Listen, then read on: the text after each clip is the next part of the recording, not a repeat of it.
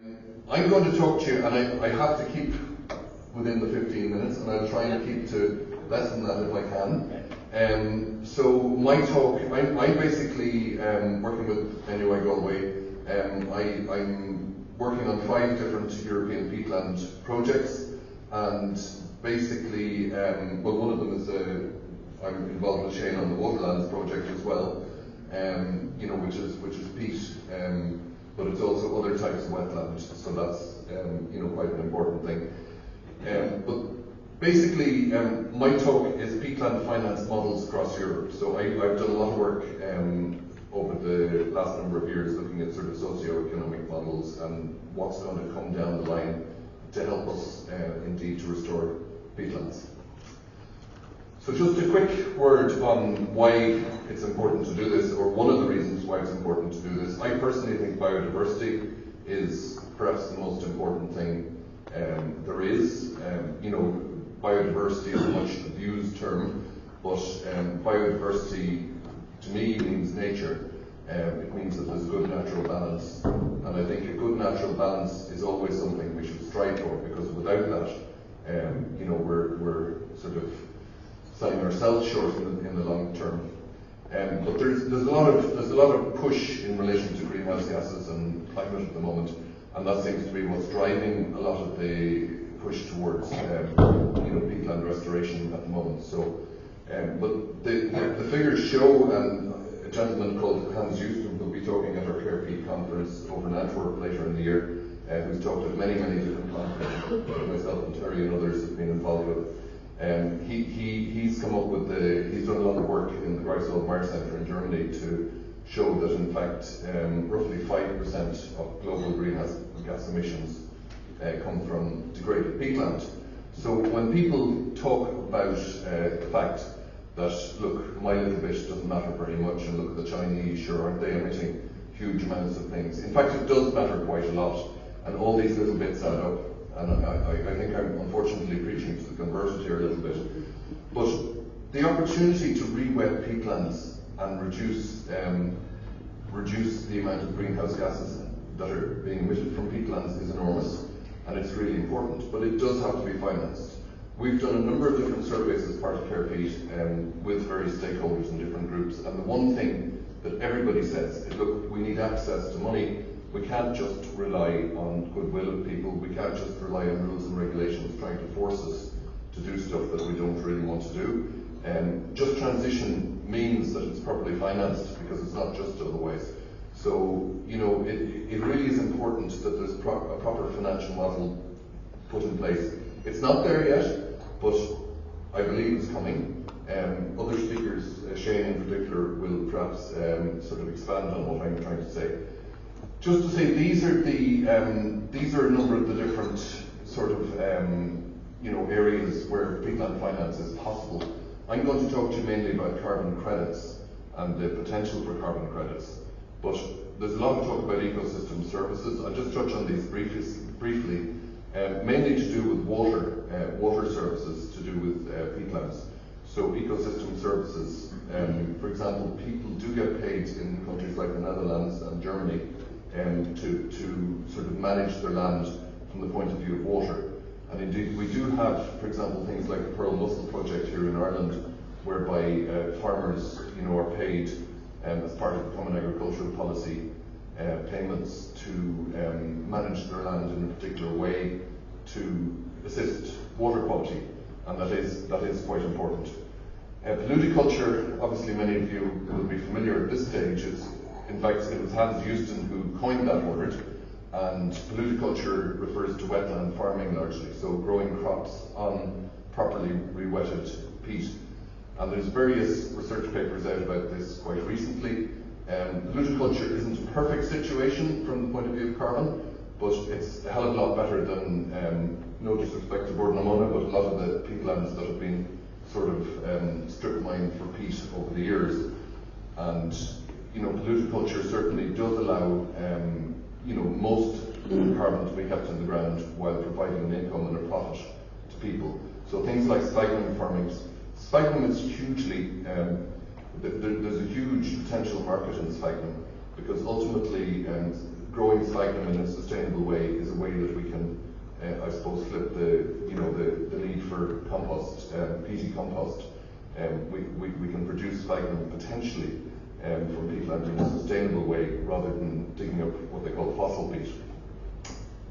So co-location with renewable energy is a controversial one, having wind farms which help to fund the restoration of peatland.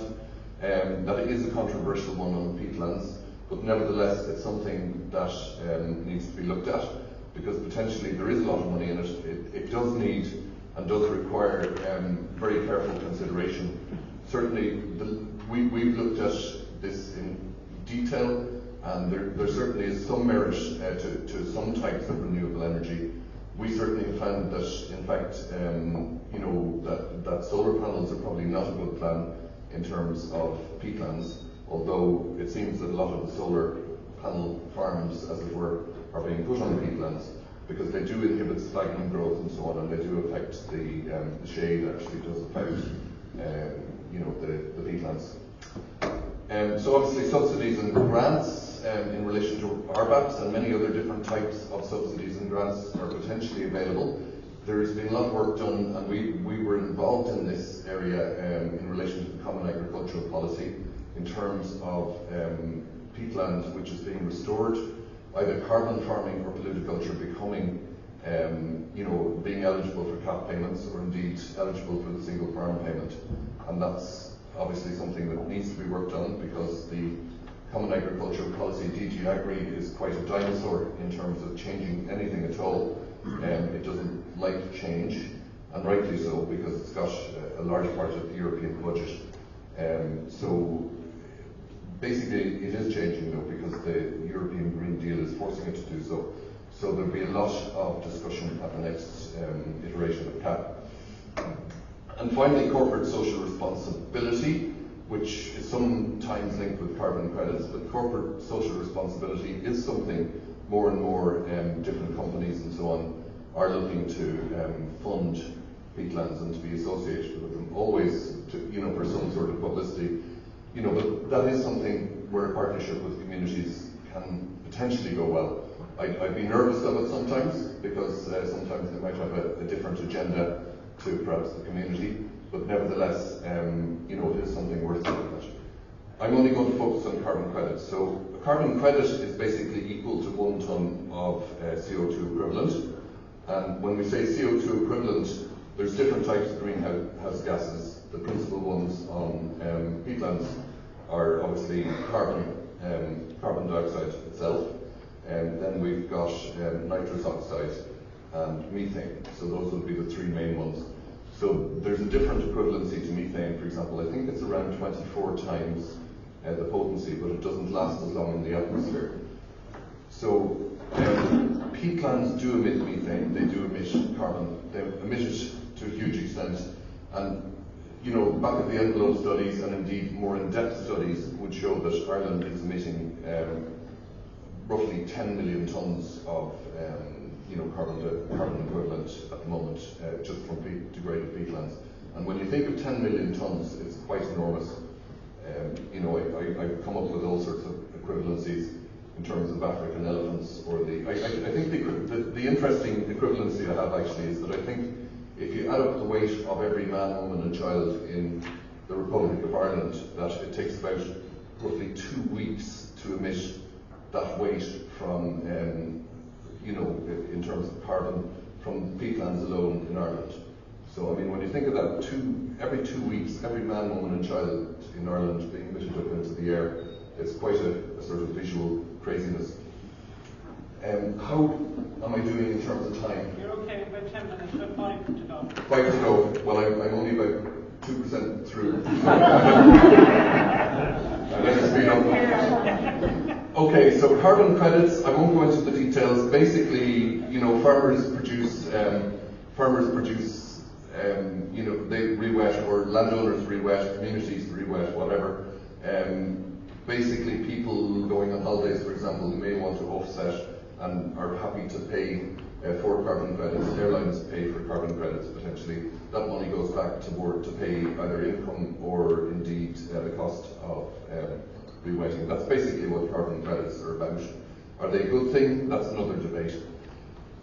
Some of the systems which have taken, which have been successfully put in place in Europe, the more future system in Germany was basically a more rural and I think a more community-based system than other systems.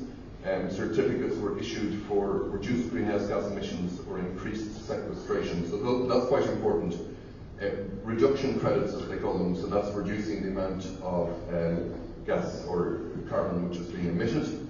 So it's reducing the amount which is currently being emitted, but sequestration credits we're actually pulling it out of the atmosphere. So they're kind of the important ones. In Netherlands we have a system called Valuta voor Veen. I know what that means. It means payment for peat. It's about the only Dutch I actually speak. So they have a great system over there, and they have a national carbon market. But their system is fairly unique, as usual, to the Netherlands in the sense that it's very much based on water levels. Now, they manage water levels to such an extent that no other country possibly could. I mean, we don't have dikes around Ireland, we're not going to any day soon. We don't have rivers which can be controlled in terms of which direction they run and this sort of thing. So that is quite a unique system, and it's a very controlled system. The Peatland Code, people might be more familiar with. I'd say Shane might be talking about that. That's based in the UK. It's probably the closest to what we can do here in Ireland in some ways, although I think the German system might be interesting. There's other systems which have worked in France, in Austria, that I'm aware of in terms of peatland credits have been sold. There may be others. Belarus actually set up a system years ago, believe it or not, but unfortunately Belarus is in a bit of difficulty now in terms of peatland restoration. I think most of the NGOs over there have actually closed down in terms of peatland restoration. So we touched on ecosystem services. It is possible to get income both from managing water and also carbon credits, and potentially also possibly pollution as well, although there is a number of different criteria for doing that.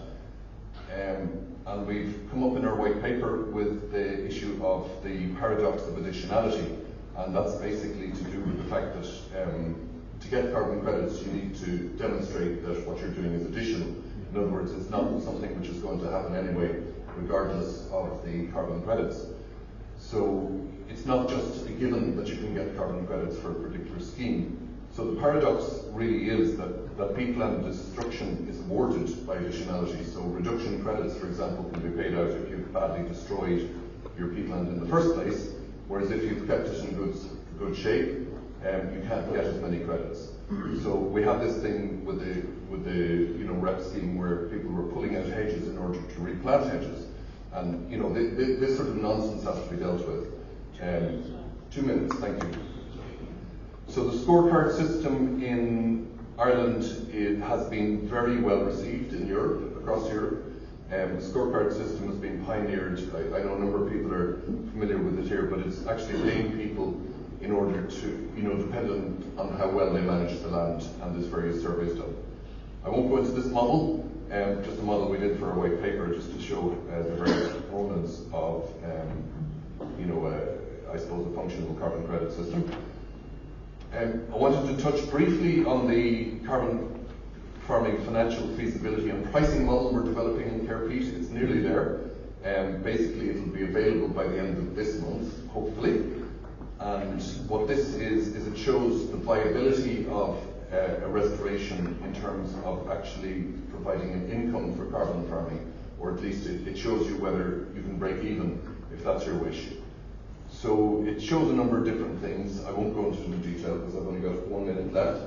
It estimates the feasible profit from selling carbon credits. Emerging carbon markets create a complex patchwork of financial feasibility, and a number of other points there. So there's a number of bits of information you put into it, and that's an example of the interface.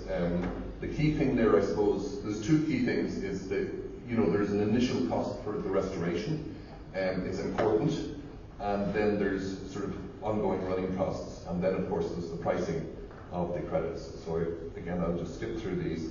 That's my final slide now, so you'll be glad to hear. These are some practical examples on actual projects. Now I've translated them from pounds into euros, but basically a carbon farm, which basically starts out as a field and on organic soil and is, I suppose, reset as a carbon farm. The cost from the UK has shown it's about 42,000 per hectare on average, which is quite a lot of money. So the break-even price in relation to that, if we own the land ourselves, 62 euros we can sell a carbon credit for. They're currently selling around 80 euros per tonne. 303 euros is what we would need if it cost that much. So we need to make up that money somehow, and that might be subsidies or grants or loans. Typical peatland restoration, the figures are close together, and indeed a low-cost restoration, which we factor in at about 7,000 per hectare. I know Bord na Móna have had figures in the past of 400 euros per hectare, which is quite ambitious.